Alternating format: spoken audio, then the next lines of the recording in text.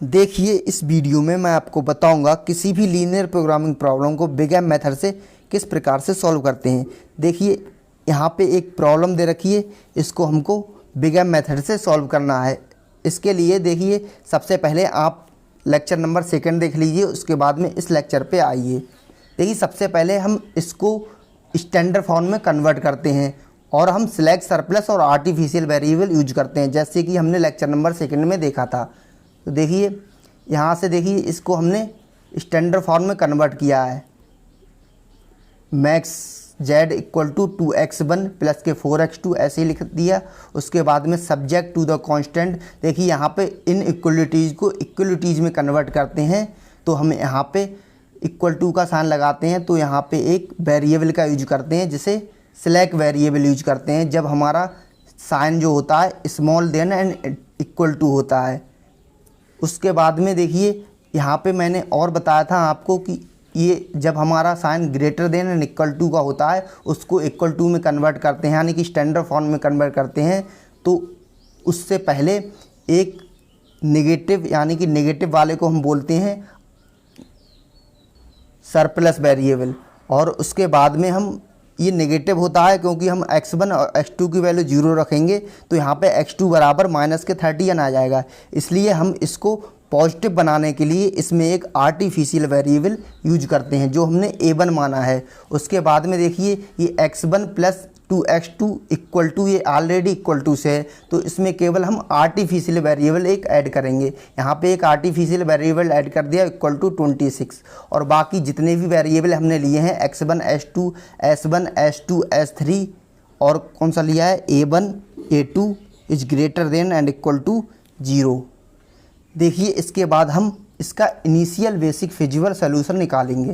Initial basic feasible solution कैसे निकालते हैं, देखिए यहाँ पे टेकिंग करेंगे। टेकिंग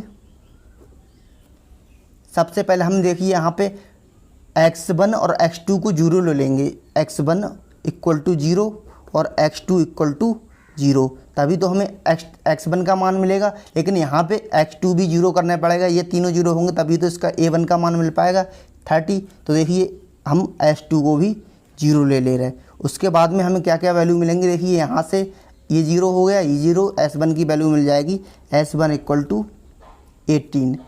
उसके बाद में a1 इक्वल टू 30। उसके बाद में a2 इक्वल टू 26, ये हमें वैल्यू मिल गई। ये क्या है, which is the initial basic feasible solution. ये हमारा इनिशियल बेसिक फिजिबल सोल्यूशन आ गया। देखिए एक बात बताना हम भूल गए, यहाँ पे क्या होगा, देखिए 2x1 प्लस 4x2, तो यहाँ पे क्या करना पड़ेगा, इनको भी ऐड करना पड़ेगा अगले, यानी कि जो भी हमने लिए हैं सिलेक्ट सरप्लस और आर्टिफिशियल वेरिएबल। तो देखिए सबसे प्लस में करके लिखेंगे, ये सारे 0 में लेते हैं हम। 0 इनकी कॉस्ट होती है 0, s1 लिया, फिर प्लस 0 s2 ले लिया यहाँ पे। फिर अब देखिए यहाँ पे हाईएस्ट नेगेटिव वैल्यू ली जाती है -m, इसीलिए इसे बिग एम मेथड कहते हैं। a1 और -m a2, ये सारी हो गई। अब देखिए ये हो गया हमारा। अब इसके बाद में हम निकालेंगे, कन्वर्ट करेंगे हम अपनी प्रॉब्लम इसको मैट्रिक्स फॉर्म में। तो देखिए मैट्रिक्स फॉर्म में कन्वर्ट करते हैं, सारे वेरिएबल लिख लेंगे। क्या क्या था, x1 x2 s1 s2 और a1 a2, इतने ही वेरिएबल थे हमारे, इन सबको ले लिया और इनकी कॉस्ट इनके नीचे लगा देंगे। इनकी कॉस्ट जो है, ये सारी कॉस्ट हैं, s1 की कॉस्ट है 2, तो x1 की कॉस्ट x1 के नीचे लिख देंगे। x2 की कॉस्ट ये सारी हैं, यानी कि x1 की कॉस्ट क्या है 2 3 1, यहाँ भी क्या है 1 2 2, तो ये सारी कॉस्ट कहाँ पे लिख देंगे, इनके नीचे लिख देंगे हम। तो देखिए इनके नीचे सारी कॉस्ट मैं लिख देता हूँ। देखिए मैट्रिक्स फॉर्म में कन्वर्ट कर लिया, ये सारी वैल्यूज़ ले ली इनके नीचे यहाँ पे, और ये x1 x की जगह पे x1 x2 s1 s2 जो भी हमने वेरिएबल लिए हैं। उसके बाद में bi, यानी कि ये सारे लिए हैं 18 30 और 26, ये सारे ले लिए इधर। अब देखिए इसमें देखते हैं कौन कौन हमारा आइडेंटिटी मैट्रिक्स बना रहा है। देखिए S1 1 0 0 है, यहाँ पे 0 1 0 है और 0 0 1, यानी कि S1 A1 और A2 हमारे आइडेंटिटी मैट्रिक्स बना रहे हैं। तो हम इन्हीं को क्या बोलेंगे, बेसिक वेरिएबल। तो यही मैंने लिखा है यहाँ पे कि the variable S1 A1 A2 is the form of identity matrix, so they are called basic variable. तो इन्हीं को क्या बोलेंगे, बेसिक वेरिएबल बोल देंगे। देखिए अब हमने कर the starting simplex table start कर दिया, ये सिंपलेक्स टेबल बना लिया, इसको आप बना लेंगे। उसके बाद में देखिए सिंपलेक्स टेबल बनाने के बाद में ये बेसिक वेरिएबल सबसे पहले लिए हमने S1 A1 और A2 हमारे बेसिक वेरिएबल थे जो आइडेंटिटी मैट्रिक्स पीछे हमने देखा था फॉर्म कर रहे थे। उसके बाद में कॉस्ट वेरिएबल, यानी कि इनकी कॉस्ट क्या क्या है। तो देखिए यहाँ से देखेंगे इनकी कॉस्ट क्या क्या है। ये देखिए यहाँ से ये दिया 2 4 0 0 -m -m 2 4 0 0 -m। तो यहाँ पे हम लिख देंगे वही कॉस्ट 2 4 4 0 0 -m और -m, ये लिख दिया। उसके बाद में देखिए इनकी कॉस्ट लिखेंगे। इनकी कॉस्ट क्या है, कॉस्ट वेरिएबल की, ये तो CJ की वैल्यू होगी। अब CB क्या होगा, देखिए यहाँ पे S1 की कॉस्ट है 0, यहाँ पे 0 लगा देंगे ये। उसके बाद में A1 की कॉस्ट है -m, तो यहाँ पे -m ले लिया। उसके बाद में A2 की कॉस्ट भी क्या है, -m है, तो यहाँ भी -m ले लिया। उसके बाद में ये BJ लिखे जाएंगे। यहाँ पे राइट हैंड साइड वाले कांस्टेंट कितने थे हमारे, 18 30 और 26। अब देखिए यहाँ पे लिखेंगे 18 30 और 26। उसके बाद में हम लिखेंगे X1 X2 X1 S2 A1 A2, इनकी सारी की कॉस्ट लिखेंगे क्या क्या थी। देखिए यहाँ से देखेंगे इनकी कॉस्ट, ये सारी कॉस्टें लिख देंगे हम। देखो X1 की हमने वहीं से ली थी, X1 की कॉस्ट ये थी, X2 की कॉस्ट ये थी, S1 की ये सारी कॉस्ट हम वहाँ पे नोट कर देंगे। देखिए यहाँ पे नोट डाउन कर देंगे हम, X1 के नीचे और X2 के नीचे S1, इन सभी के नीचे उनकी कॉस्ट हम लिख देंगे। ये हमने इनकी कॉस्ट ले ली। अब देखिए डेल्टा जे फाइंड करना पड़ेगा हमें। देखिए डेल्टा जे कैसे फाइंड करेंगे, यहाँ पे देखिए हम फार्मूला लगा, देखिए यहाँ पे हम डेल्टा जे की वैल्यू निकालने के लिए हमें इस फार्मूले का यूज करना पड़ेगा। ये फार्मूला दे रखा है। उसके बाद में डेल्टा जे बराबर हम CJ, यानी कि इसकी जगह पे ZJ भी लिख सकते हैं, क्योंकि ZJ बराबर यही इसके बराबर होता है ZJ। तो यहाँ पे तो अब देखिए सबसे पहले हम ZJ निकाल लेंगे इस ये वाले फार्मूले से, यानी कि CB और XJ की मल्टीप्लाई और ऐड करना है। देखिए CB और XJ की, यानी कि X1 J की जगह 1 2 3 लेंगे। देखिए यहाँ पे CB और XJ की, इसकी मल्टीप्लाई इससे तो 0 हो गया, फिर प्लस लिखेंगे यानी कि जोड़ेंगे -m और 3m, तो -3m हो गया, तो -3m लिख दिया जाएगा। उसके बाद में इसकी मल्टीप्लाई 1 से, तो -m और 1 की मल्टीप्लाई -m आएगा, यानी कि -3m और ये -m, यानी कि -4m हो गए, और 2 में से ये माइनस होंगे, तो 2 + 4m आ जाएगा। यहाँ पे Z की वैल्यू, J की वैल्यू 1 2 3 लगा के यहाँ पे Z1 Z2 Z3 का मान निकाल लिया। इस प्रकार से देखिए यहाँ पे, यानी कि इसकी मल्टीप्लाई इससे करके, इसकी मल्टीप्लाई इससे, इसकी मल्टीप्लाई इसके ऐड कर दो सबको, Z1 का मान आ जाएगा। उसके बाद में इसकी इससे, इसकी इससे, इसकी इससे Z2 आ जाएगा। इसी प्रकार से Z3 Z4 इस प्रकार से हमने निकाल लिए। देखिए Z1 Z2 Z3 Z4 Z5 Z6 6 तक निकाल लिए। उसके बाद में हमारा डेल्टा जे का फार्मूला था CJ - ZJ, यानी कि CJ जो हमारा ऊपर ये दे रखे थे ये वाले, देखिए CJ सारे ये हैं। CJ की वैल्यू 2 4, यानी कि C1 की जगह पे ही लगाया, और उसके बाद में ये Z1 का मान लगा दिया यहाँ पे, तो ये सारी वैल्यू आ गई। ये वैल्यू सारी मैं यहाँ पे नोट डाउन कर दूँगा डेल्टा जे की वैल्यूज में। देखिए इस प्रकार से हमने सारी डेल्टा जे की वैल्यू निकाल ली। अब यहाँ पे लिखेंगे मिनिमम रेशियो क्या आएगा। देखिए इसका यहाँ पे मिनिमम रेशियो निकालेंगे, तो मिनिमम रेशियो कैसे करके निकालते हैं, मिनिमम रेशियो देखिए यहाँ पे सबसे देखते हैं, सबसे पहले इनकमिंग वेक्टर क्या होगा ये पता लगाएंगे। कैसे पता लगाते हैं, हाईएस्ट वैल्यू इनमें देखते हैं क्या है, तो सबसे ज़्यादा हाईएस्ट वैल्यू क्या है, 4 + 4m होगी। यहाँ से देखिए यहाँ पे 2 + 4m है, यहाँ पे 4 +, तो हाईएस्ट वैल्यू यही होगी। ये तो नेगेटिव है, ये 0 0 है, तो यहाँ पे हाईएस्ट वैल्यू हो जाएगी ये। तो यही क्या हो जाएगा हमारा इनकमिंग वेक्टर, इसे बोलेंगे इनकमिंग वेक्टर। उसकी देखिए ये वाली लाइन होगी इनकमिंग वेक्टर, इनकमिंग।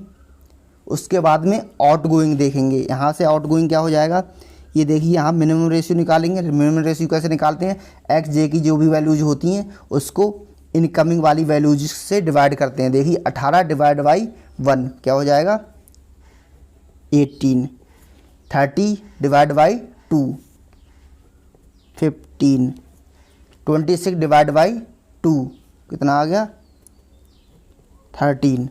ठीक है, बस अब देखिए ये हो गया इनकमिंग वेक्टर, ये हो गया आउटगोइंग वेक्टर कौन सा होगा, इसमें जो भी मिनिमम वैल्यू है, मिनिमम वैल्यू कौन सी है, ये 13 है, तो ये हो गया आउटगोइंग। और की एलिमेंट हमारा हो जाएगा ये वाला, क्योंकि इसी लाइन में यही तो आ रहा है, ये वाली लाइन देखो ये, तो इसमें ये आ गया, तो ये हो गया हमारा की एलिमेंट। अब देखिए की एलिमेंट यहाँ पे आ गया हमारा, उसके बाद में हम अगली टेबल को फाइंड करेंगे। तो देखिए आइए अगली टेबल बनाते हैं और उसको सॉल्व करते हैं।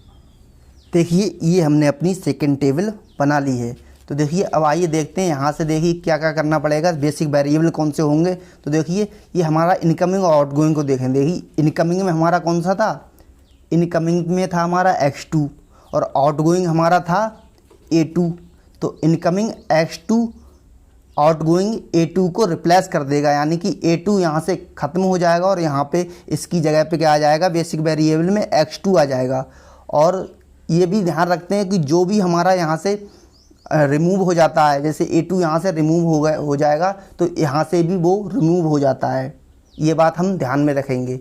यहाँ से अगर a1 रिमूव होगा तो यहाँ भी a1 रिमूव हो जाएगा।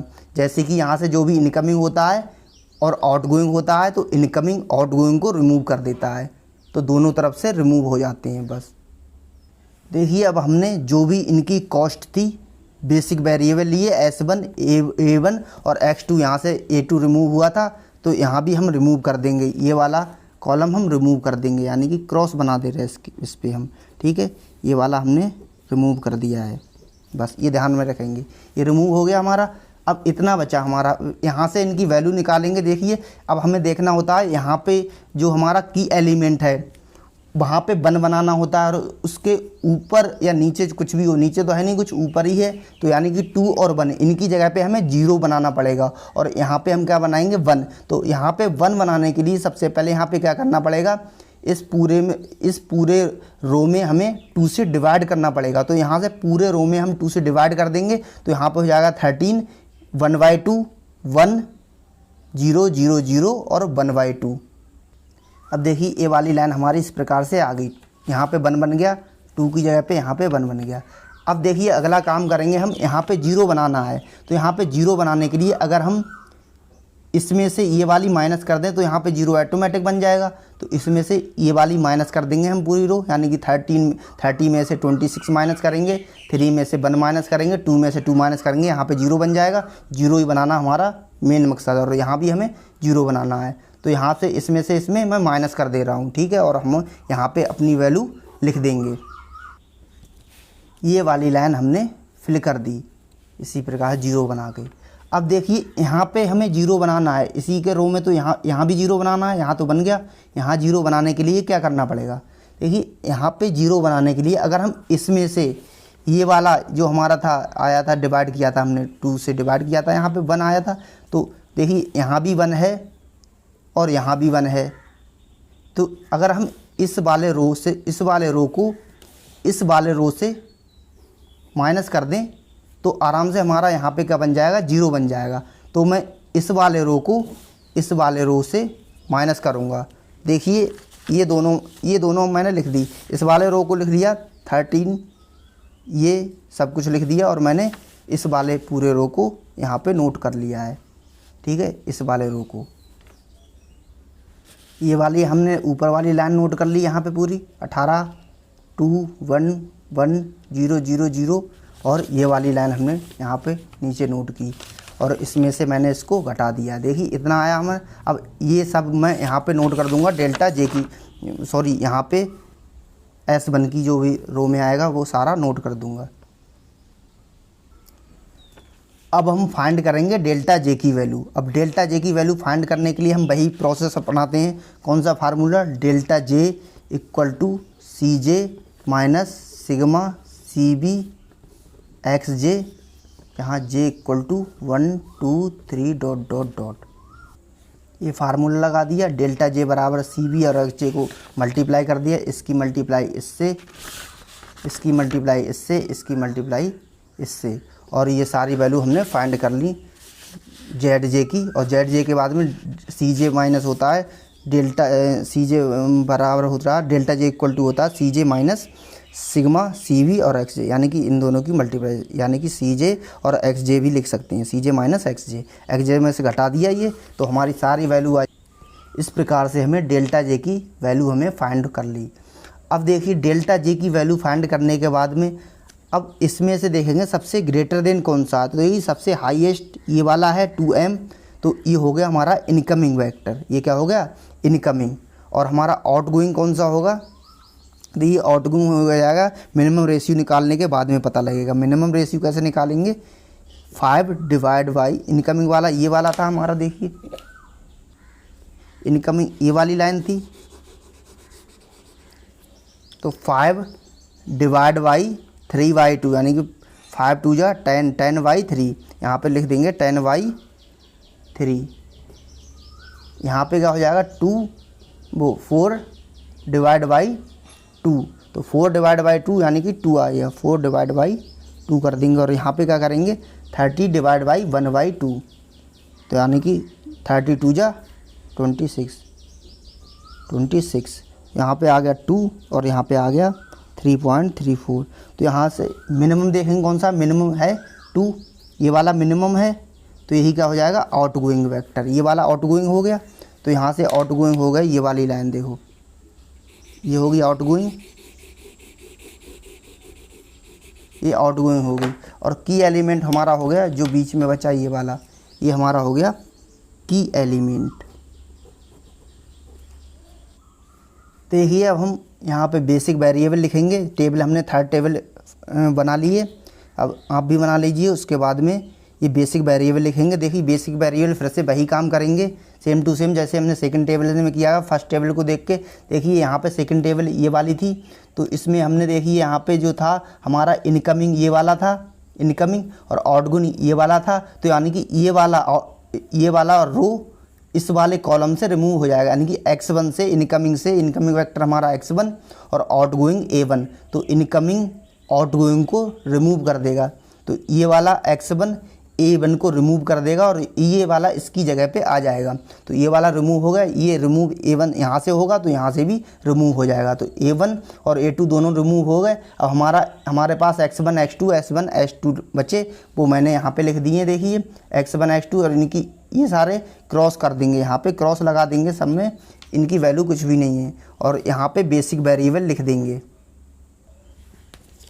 देखिए इतना काम हमने कर लिया थर्ड टेबल में। अब देखिए फिर से वही काम करेंगे। ये हमारा की एलिमेंट है, की एलिमेंट को 1 बनाना होता है और ऊपर और नीचे की साइड में हमें 0 बनाना है। तो ऊपर की और नीचे की साइड में 0 बनाना है, और यहाँ पे 1 बनाने के लिए क्या करना पड़ेगा 2 से पूरे को डिवाइड करना पड़ेगा, पूरी रो को 2 से डिवाइड कर देंगे तो हमें क्या मिल जाएगा, हमारी ये वाली लाइन मिल जाएगी। उसके बाद में यहाँ पे 0 बनाना है और यहाँ भी 0 बनाना है, कुछ भी करो इन दोनों पे 0 बनाना है। तो देखिए यहाँ पे 1 बनाएंगे और यहाँ पे 0 किस प्रकार से बनाएंगे, जैसे हमने फर्स्ट टेबल को देख के सेकेंड टेबल बनाई थी वैसे ही सेकेंड टेबल को देख के same to same third table बनाएंगे।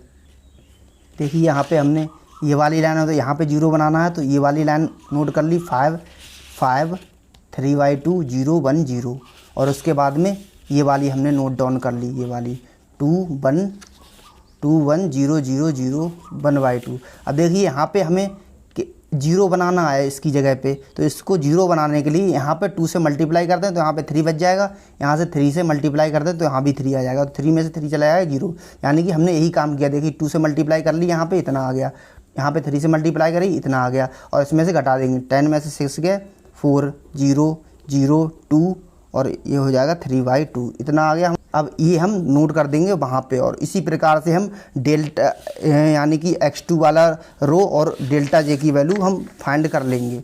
डेल्टा जे की वैल्यू फाइंड करने के बाद में देखिए यहाँ पे हमें आर्टिफिशियल वेरिएबल रिमूव कराना था, दोनों आर्टिफिशियल वेरिएबल रिमूव हो गए और हमें वैल्यू मिल गई, यानी कि और सारे आल डेल्टा जे के आ गए नेगेटिव आ गए, आल डेल्टा या तो जीरो आ गए नेगेटिव आ गए, तो हम यहाँ पे लिखेंगे आल, चूँकि all delta j is small, ये लिख दिया all delta j small than and equal to zero, and the optimum solution क्या हो जाएगा इसका, ऑप्टिमम सॉल्यूशन।